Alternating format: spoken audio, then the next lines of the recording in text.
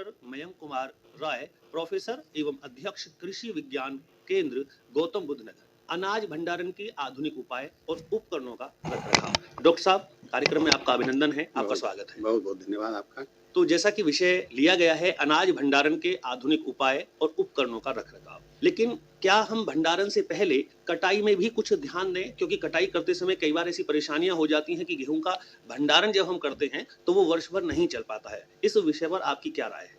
गेहूं की कटाई का और बाकी फसलों की कटाई का जो समय आ रहा है जी, तो मैं ये बताना चाहूंगा कि जब भी फसल की कटाई आप करें तो हमेशा यह देखने की आवश्यकता है कि आपकी फसल पूरी तरीके से अगर पक गई है तभी जाकर के आप उसकी कटाई करें। कुछ लोग बहुत जल्दी कर देते हैं और कुछ लोग देर करते हैं। जी, तो आप उचित समय देख करके आप उसकी कटाई करें।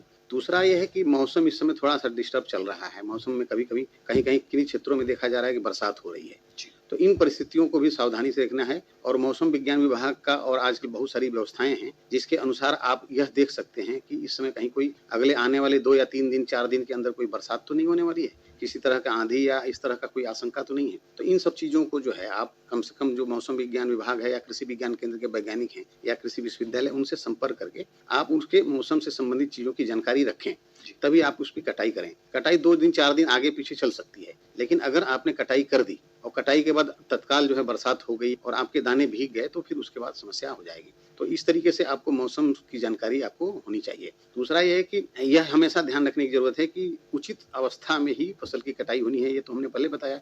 जब कटाई करें तो कम से कम 2 से 3 दिन तक फसल को जो है आप खेतों में छोड़ देते हैं। यह हमेशा ध्यान रखें कि ऐसा हो कि फसल के खेतों में आप छोड़ दिए हैं तो कहीं अगल बगल कोई सिंचाई कर रहा हो, फसल खेत की तैयारी के लिए गर्मी की जुताई कर रहा हो, उसमें बहुत लोग पानी वानी चलाते हैं, सिंचाई करते हैं, तो कहीं ऐसा ना हो कि उनके खेतों से आपके खेतों में पानी आ जाए। तो इन सब चीजों की जानकारी की जरूरत है। खेत जब आपकी कट गया और लोग खेतों में छोड़ देते हैं फसल को तो बहुत समय पर होता क्या है कि इसमें आग लगने की भी आशंका होती है। तो इन सब चीजों से भी आपको सावधानी रखने की आवश्यकता है।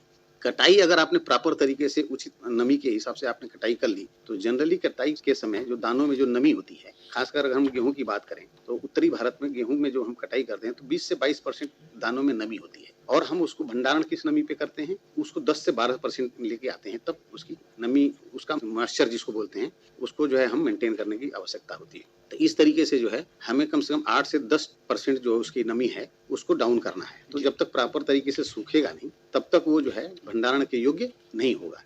तो इन सब चीजों का ध्यान रखने की जरूरत है। अगर खेत में ऑलरेडी नमी है तो उस समय जो है चाहे कहीं से पानी लगा हुआ है तो उससे बचा करके आपको रखने की आवश्यकता है। तो नमी ही सबसे महत्वपूर्ण है जिससे कि आप उसको बचा सकते हैं। यानी कि पूरे प्रश्न के उत्तर में जो आपने कहा, जो निचोड़ है, हम कह सकते हैं कि जो गेहूं की फसल की कटाई है उसमें गेहूं के दाने में जो नमी है जी, उस पे हमें विशेष ध्यान देना। ये भी नहीं कि जैसे आपने कहा कि कटाई करके लेके आए और 1-2 दिन बाद या कुछ समय बाद ही उसका भंडारण कर दिया तो निश्चित रूप से वो खराब होने की संभावना निश्चित रहती है। तो उसको कुछ समय हमें खुले में रखना होगा जिससे गेहूं ठंडा हो जाए या कहने की सूख जाए और उसकी नमी 10 से 12% हो जाए, उसके बाद ही उसका उचित भंडारण। अच्छा, इसका एक कारण यह भी है कि जैसे आजकल भारत में जो एवरेज जो उत्पादन है खाद्यान्न फसलों का वो 350 मिलियन मेट्रिक टन है। तो 10 से 15% अव्यवस्थित रूप से भंडारण करने की वजह से अगर हम 350 मिलियन मेट्रिक टन मान लेते हैं खाद्यान्न उत्पादन होता है पूरे देश में, तो 10 से 15% जो है उसका खाद्यान्न के भंडारण प्रॉपर न होने की वजह से, अच्छी तरीके से न होने की वजह से नुकसान हो जाता है। हम कह सकते हैं कि 40 से 50 मिलियन मीट्रिक टन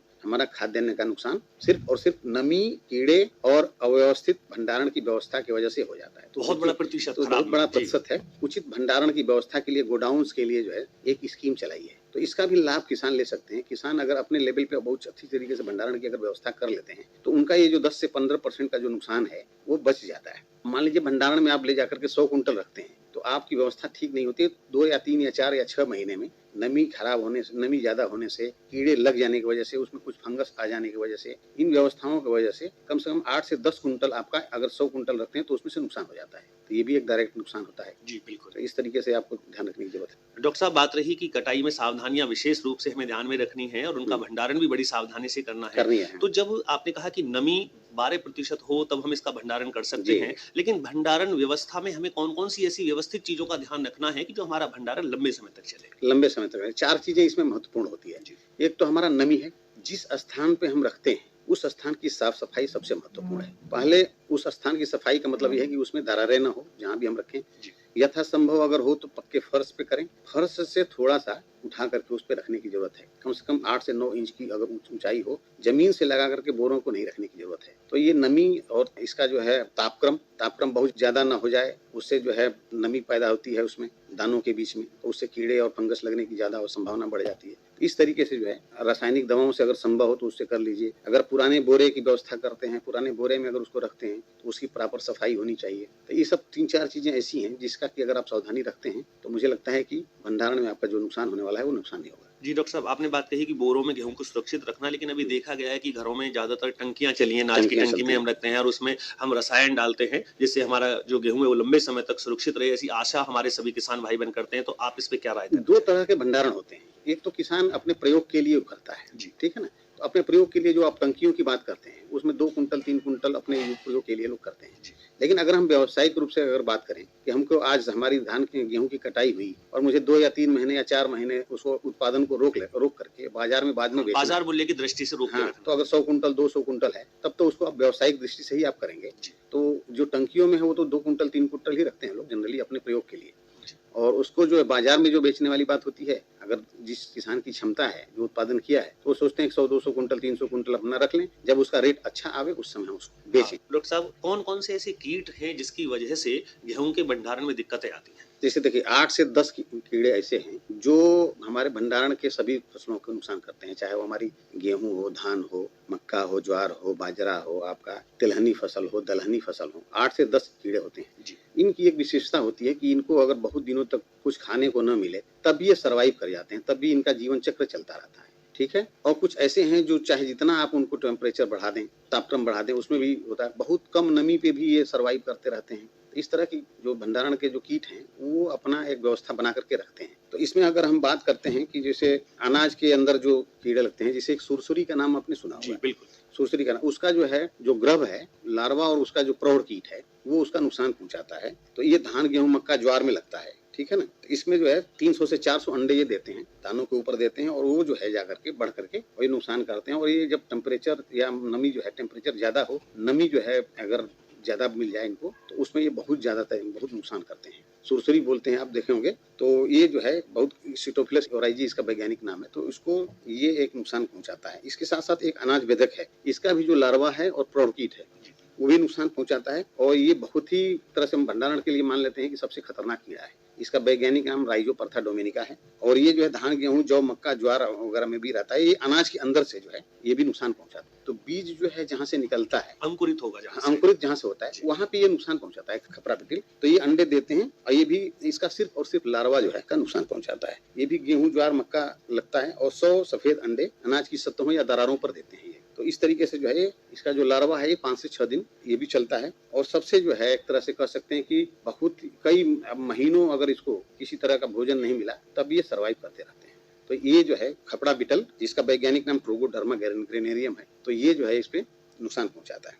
इसके साथ जो भ्रूण पे हमने बताया जहाँ अंकुरण होता है वहाँ पे आटे का लाल कीड़ा है जी, लार्वा और उसका जो है प्रौढ़ कीट, वो भी नुकसान पहुंचाता है, जिसका वैज्ञानिक नाम ट्राइबोलियम कैस्टेनियम है। आप देखे होंगे अनाज में जो है आटा होता है उसमें रेसे बन जाते हैं जी, कीड़ा ये होता है। तो उसमें काफी जो है नुकसान पहुंचाता है। और अगर नमी उसमें प्रॉपर मिल गई और खुद भी ये सीक्रेट करते हैं, द्रव सुरक्षित करते हैं, पूरा का पूरा आटा जो है खराब हो जाता है। तो ये जो है ट्राइबोलियम कैस्टेनियम है इसका नाम। और एक कीड़ा होता है आरे जैसे दांतों वाला कीड़ा होता है जी, इसका जो वैज्ञानिक नाम है ओराइजाफिलस सूरनामेंसिस। सभी अनाजों में लगता है, आरा मिल में लगता है, गोदाम में लगता है, वेयर हाउस में लगता है। और लार्वा जो है इसका ये साबुत दाने पे नहीं लगेगा, टूटे हुए दाने हैं उसी पर नुकसान करेगा। साबुत दाना में अगर कितना भी कीड़ा लग जाए तो उसमें ये नुकसान वो नहीं पहुंचा पाते हैं। इसी तरीके से चावल का पतंगा है जिसका वैज्ञानिक नाम कार्सायरा सिफेलोनिका है, इसका भी लार्वा जो है नुकसान पहुंचाता है। गेहूं मक्का ज्वार बाजरा में, ये तिलहन की फसलों में भी लगता है। और इसी तरीके से 7वां कीड़ा है बादाम का पतंगा, वैज्ञानिक नाम इसका कौड्रा कोटोला है, तो उसका भी लार्वा इसका नुकसान पहुंचाता है। मतलब समझ लीजिए कि ये जो कीड़े होते हैं, जितने हमारे जो भंडारण के जो कीड़े होते हैं, ये 2 ग्रुप से आते हैं। अगर वैज्ञानिक तरीके से हम बात करें तो एक ग्रुप होता है कोलियोप्टेरा के आर्डर की बात करते हैं, कीड़े के आर्डर की, तो कोलियोप्टेरा, और दूसरा होता है लेपिडोप्टेरा। तो जनरली जो है ये कोलियोप्टेरा ग्रुप के कीड़े होते हैं ज्यादातर जो भंडारण में रहते हैं, जिनका स्किन कह सकते हैं क्यूटिकल जो बोलते हैं वो काफी हार्ड होता है। तो ये किसी भी परिस्थिति में सर्वाइव करने की क्षमता रखते हैं। इसके साथ साथ एक 8वां कीड़ा है धान का पतंगा, जिसको कि साइटोट्रोगा सीरियला बोलते हैं। इसका भी लार्वा नुकसान पहुंचाता है और ये खेत में ही लग जाता है जी, जो उत्पाद आपका है वो खेत में ही लग जाता है। ये जनरली धान में लगता है ये जी। बिल्कुल तो डॉक्टर वहाँ साहब। से ये सीधे भंडारण में जाता है। जी, ये बात रही कि जो कीड़े हैं, वो कौन-कौन से हैं, उनका विस्तार से आपने जानकारी दी, लेकिन जी। इनका उपाय क्या है? किस प्रकार से हमारा किसान भाई जो भंडारण कर रहा है, वो उनको किस प्रकार से सुरक्षित रखे अपने भंडारण? इसके साथ ये ध्यान रखना है कि जिस भी जगह पे, जिस घर में हम रख रहे हैं, तो दीवारों से सटा करके बोरे को न रख, ऊपर से दीवार से न चिपका दें। बहुत सारे लोग क्या करते हैं, ऊपर से दीवार से चिपका देते हैं, तो ऊपर से नमी आ सकती है। नीचे जो है ध्यान रखना है कि फर्श से कम से कम 8 से 9 इंच की जो है गैप होना चाहिए। जी। और संभव हो तो ईंट रख करके उस पे पटरे रख लें, मतलब किसान अपने लेवल पे करे। हाँ, ज़मीन से हाँ, थोड़ी ऊँचाई रहनी जमीन चाहिए। से थोड़ी ऊंचाई रहे और लकड़ी के पटरे पे रखने की आवश्यकता है। जी। एक लाट आपने रख दिया तो क्या होता है कि बहुत सारे किसान कभी-कभी गलती क्या करते हैं कि बहुत सारे बोरे जो है 500 बोरे एक साथ रख देते हैं। जी। तो ऐसा नहीं करना चाहिए। एक लाइन ले जाइए 2 बोरे का, उसके बाद एक आदमी को निकलने का रास्ता हो, फिर दूसरे बोरे की लाइन ले जाइए। उसमें क्या होता है कि अगर किसी में बाई चांस एक जगह नुकसान हो गया, अगर किसी में कीड़े आच्छादित हो गए, किसी में कीड़े आ गए, पनप गए, तो दूसरे में नहीं फैलेंगे। तो एक साथ लगाने पे ये नुकसान हो जाता है। जितने रोशनदान हैं, वो एकदम देख लीजिए कि एयर टाइट होनी चाहिए। उसमें बरसात अगर कहीं बाई चांस हो गई, तो उससे पानी का छींटा न आने चाहिए। बरसात में बहुत बार क्या होता है कि जो आप बोरे में रखे हैं, उसपे बरसात हो गई और पानी आ जाता है। तो जहाँ भी एक जगह नमी अगर पनप गई, तो कीड़े बहुत ही तेज़ी से फैलते हैं।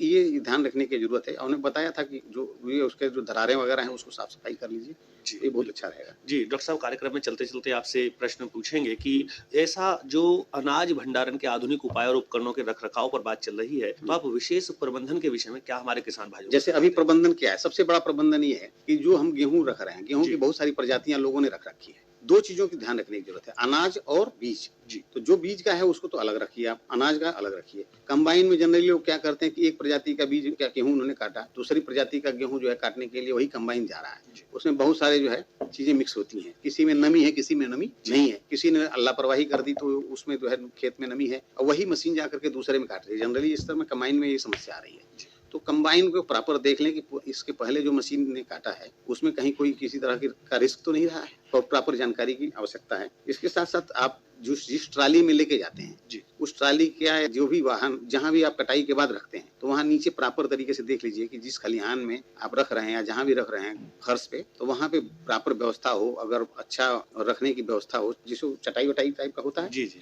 उसमें हो तो वो जो है बहुत बढ़िया व्यवस्था होती है। तीसरा ये है कि आप अगर बड़े गोडाउन में कर रहे हैं ना कि फ्यूमिगेशन वगैरह रासायनिक दवाओं से कर लें, लेकिन उसको मैं ये रिकमेंड करूँगा कि बहुत एक्सपर्ट कोई व्यवस्था कोई हो, तब उसका प्रयोग करने की आवश्यकता है। एल्डिहाइड वगैरह जिसे सेल्फास जो पहले यूज़ किया जाता जी, था, जी।